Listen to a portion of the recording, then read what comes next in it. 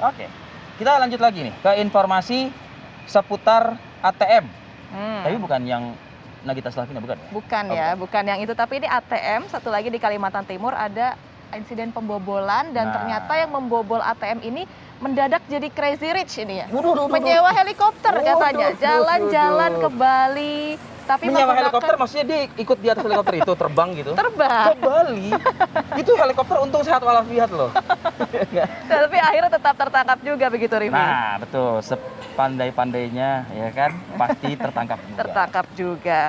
Nah, ini pelaku ATM melakukan aksi pembobolan ini ternyata sejak bulan September hingga Januari 2022. Ternyata modusnya dengan cara membuka bagian belakang mesin ATM ya. Ya, diketahui dia ini adalah seorang pekerja servis mesin ATM ya yang berhasil diamankan akhirnya oleh tim Jatanras Polda Kalimantan Timur.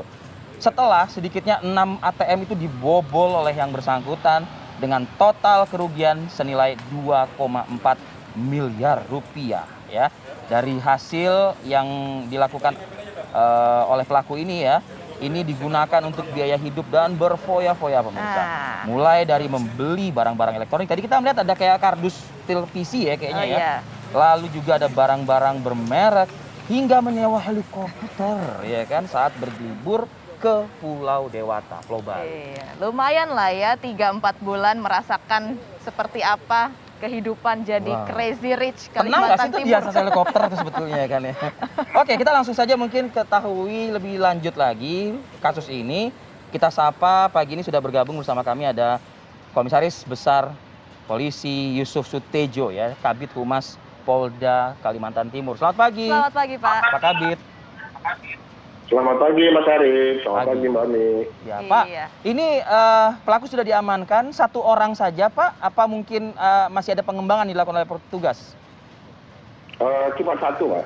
Cuma satu? Iya, tapi melakukan aksinya sudah dari bulan September, ini berarti pelaku betul-betul bergerak sendiri begitu ya, dari bulan September sampai sekarang akhirnya tertangkap Pak Kabid? Betul Mbak, jadi dia sendirian, karena memang ini modusnya termasuk modus yang baru. Jadi pihak perbankan juga mengetahuinya setelah Desember. Setelah Desember kelihatannya kok ada perhitungan yang tidak sesuai lah di sistemnya mereka.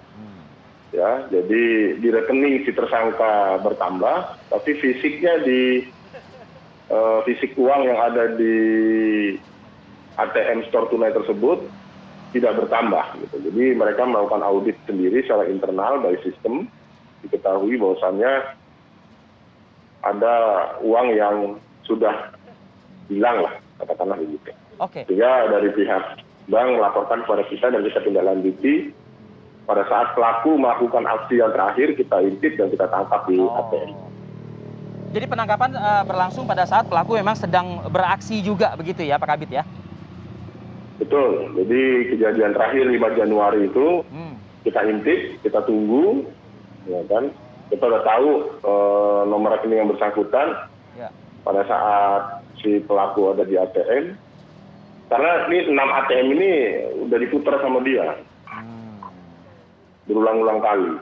Kok bisa leluasa banget ya pelaku ini Pak? Apa tadi petugas servis ya Pak ya? ATM, mesin ATM. Iya.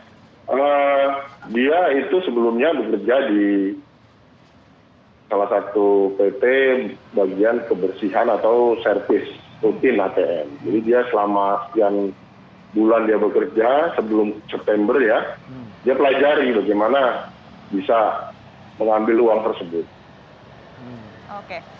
Oke, Pak Kabid, tapi kalau berbicara mengenai detail dari modus si pelaku ini kan takutnya nanti malah ditiru nih oleh masyarakat yang tidak punya pikiran baik begitu ya. Tapi kalau pertanyaan saya sebetulnya langkah dan modus pelaku ini cukup bisa ditiru oleh orang-orang atau hanya bisa dilakukan oleh petugas ATM saja? Dengan keahlian khusus? Betul. Ya, faktanya yang bersangkutan ini kan tadinya mantan petugas kebersihan dan servis di ATM tersebut. Jadi dia belajar, Pak. Gitu. Dia belajar tekniknya bagaimana dia bisa bobol mesin ATM itu. Artinya alat-alat pendukung itu Pak, memang dia miliki oleh yang bersangkutan kan. Kalau ATM itu katanya kan punya alat-alat khusus begitu loh Pak. Betul. Jadi dia sebenarnya sederhana sih Mas alatnya itu.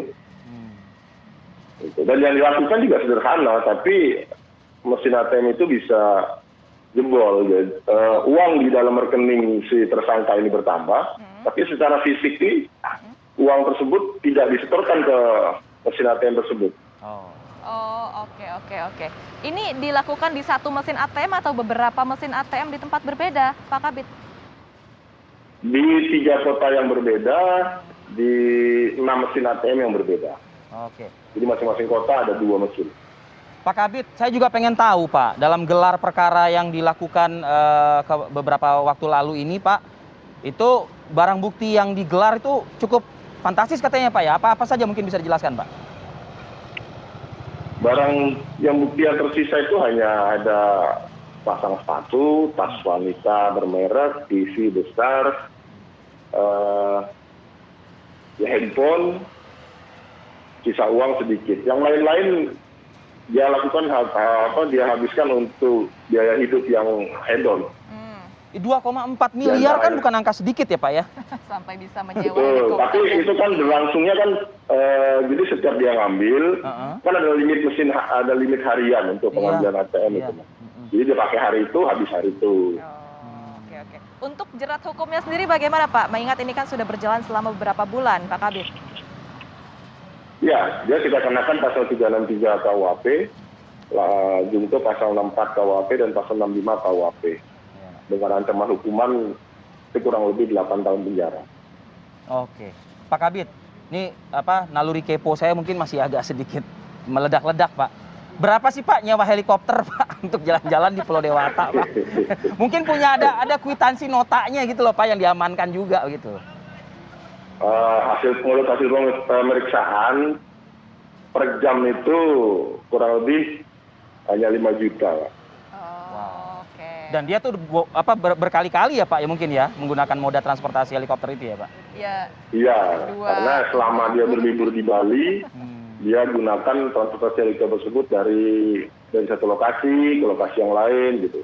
Wow, crazy rich sementara ya Pak ya kurang lebih ya gitu ya. Sampai akhirnya harus mendekam di dalam tahanan juga maksimal 8 tahun penjara. Itu dia tadi. Terima kasih banyak Pak Kabid atas informasinya. Baik, terima kasih Mas Arief, Mbak Ani.